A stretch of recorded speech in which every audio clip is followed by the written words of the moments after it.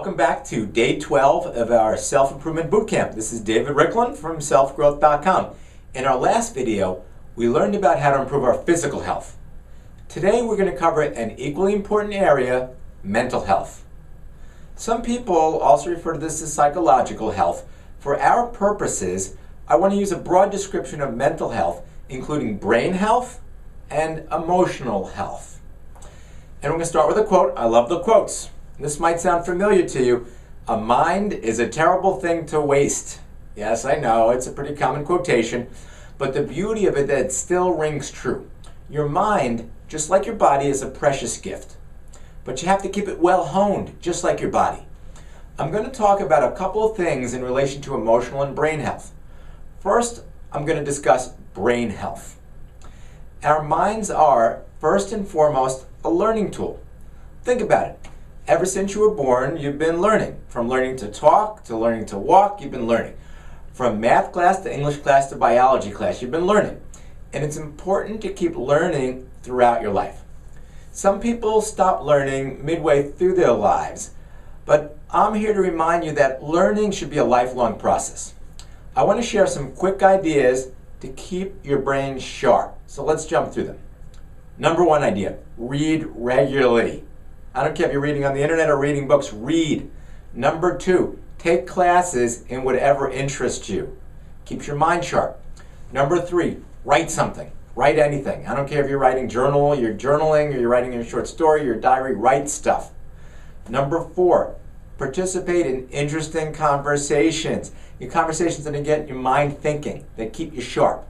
Number five, a great way to increase your brain health, learn a foreign language. And that foreign language you always wanted to learn, or what you learned in high school, you want to relearn it, get more advanced. Number six, great way to sharpen your mind. Learn to play or practice playing an instrument. Whatever it is, a lot of us took lessons when we were young. If you haven't, pick up a new one, it's time. Number seven, do anything that helps sharpen your mind. Crosswords puzzles, I don't care what it is. These are all great ways to keep your mind sharp.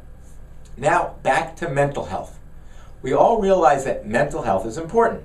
We all realize the damage that's done by excessive stress or excessive anger, depression, and the many other mental maladies that we humans suffer from.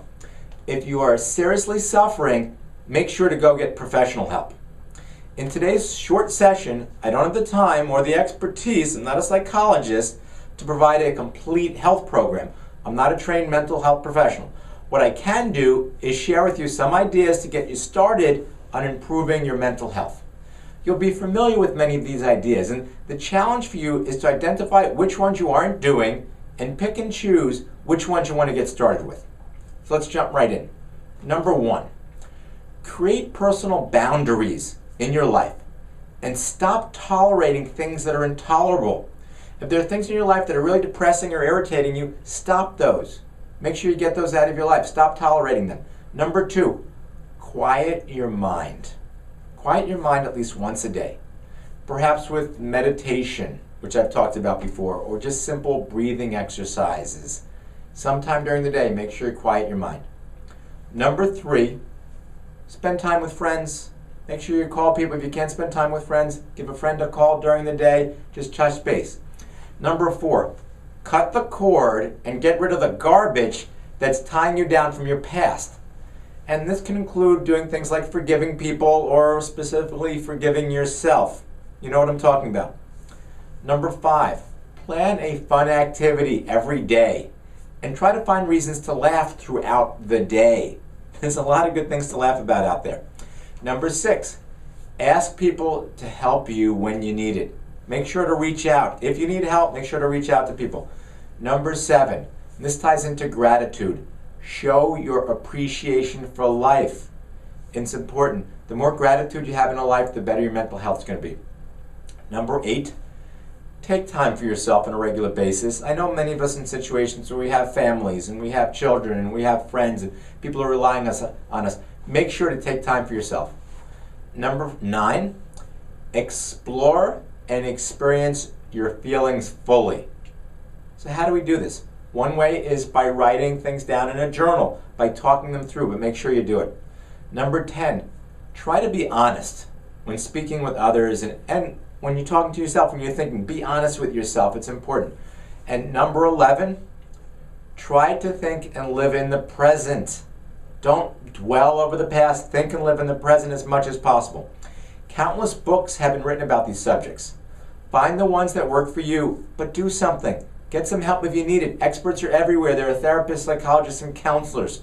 You can also look online. There's a wealth of information about physical fitness and exercise to discover on the internet. Now for our questions of the day. First, what are you currently doing to improve your mental health? And we've talked about a whole bunch of things. Which of these are you currently doing? And finally, what do you want to do to improve your mental health that you're not currently doing? Please post your answers in the comments below, and we'll see you in our next video.